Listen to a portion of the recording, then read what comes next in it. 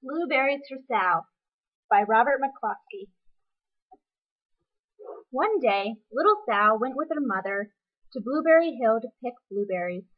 Little Sal brought along her small tin pail, and her mother brought her large tin pail to put berries in.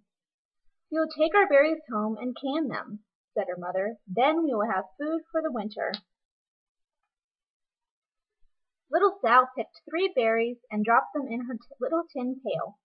Kaplink, kaplank, kaplunk. She picked 3 more berries and ate them. Then she picked more berries and dropped one in the pail. Kaplunk! And the rest she ate. Then little Sal ate all 4 blueberries out of her pail. Her mother walked slowly through the bushes, picking blueberries as she went and putting them in her pail. Little Sal struggled along behind, picking blueberries and eating every single one. Little Sal hurried ahead and dropped a blueberry in her mother's pail. It didn't sound kaplink, because the bottom of the pail was already covered with berries. She reached down inside to get her berry back. Though she really didn't mean to, she pulled out a large handful, because there were so many blueberries right up close to the one she had put in. Her mother stopped picking and said, "Now, Sal, you run along and pick your own berries. Mother wants to take her berries home and can them for next winter." Her mother went back to her picking, but little Sal, because her feet were tired of standing and walking, sat down in the middle of a large clump of bushes and ate blueberries.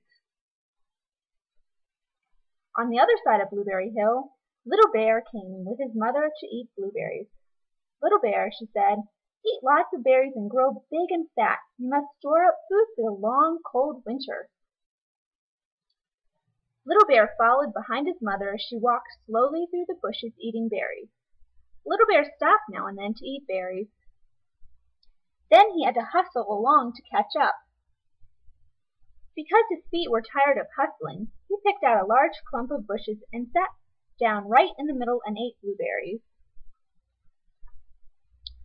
Over on the other side of the hill, little Sal ate all the berries she could reach from where she was sitting. Then she started out to find her mother. She heard a noise from around a rock and thought, "That is my mother walking along." But it was the mother crow and her children, and they stopped eating berries and flew away, saying, "Caw, caw, caw." Then she heard another noise in the bushes and thought, "That is surely my mother, and I will go that way." But it was Little Bear's mother instead. She was tramping along, eating berries, and thinking about storing up food for the winter. Little Sal tramped right along behind. By this time, Little Bear had eaten up all the berries he could reach without moving from his clump of bushes. Then he hustled off to catch up with his mother. He hunted and hunted, but his mother was nowhere to be seen. He heard a noise from over a stump and thought, "That is my mother walking along." But it was a mother partridge and her children. They stopped eating berries and hurried away.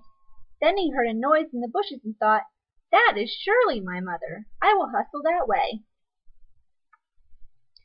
But it was little Sal's mother instead. She was walking along, picking berries and thinking about canning them for next winter. Little Bear hustled right along behind. Little Bear and little Sal's mother and little Sal and Little Bear's mother were all mixed up with each other among the blueberries on Blueberry Hill. Little Bear's mother heard Sal walking along behind and thought it was Little Bear, and she said, "Little Bear, munch, munch, eat all you gulp can possibly hold, swallow." Little Sal said nothing. She picked 3 berries and dropped them in them kaplink, kaplank, kaplunk in her small tin pail.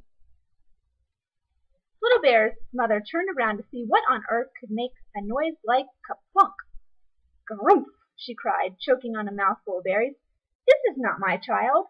Where is Little Bear?" She took one good look and backed away. She was old enough to be shy of people, even a very small person like little Sal. Then she turned around and walked off very fast to hunt for Little Bear.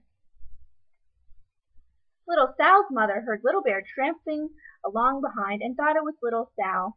She kept right on picking and thinking about canning blueberries for next winter. Little Bear padded up and peeked into her pail. Of course, he only wanted to taste a few of what was inside, but there were so many and they were so close together that he tasted a tremendous mouthful by mistake. "Now, Sal," said Little Sal's mother without turning around, "you run along and pick your own berries. Mother wants to can these for next winter." Little Bear tasted another tremendous mouthful and almost filled the entire pail of blueberries. Little Sal's mother turned around and gasped, "My goodness, you are not Little Sal. Where, oh where is my child?" Little Bear just sat munching and swallowing and licking his lips. Little Sal's mother slowly backed away. She was old enough to be shy of bears, even very small bears, like Little Bear. Then she turned and walked away quickly, to look for Little Sal. She hadn't gone very far before she heard a ka-plink, ka-plink, ka-plunk. She knew just what made that kind of noise. Little Bear's mother had not hunted very long before she heard a hustling sound that stopped now and then to munch and swallow. She knew just what made that kind of noise. Little Bear and his mother went home down one side of Blueberry Hill, eating blueberries all the way, and full food stored up for next winter. And Little Sal and her mother went down the other side of Blueberry Hill, picking berries all the way, and drove home with food to can for next winter, a whole pail of blueberries, and 3 more besides.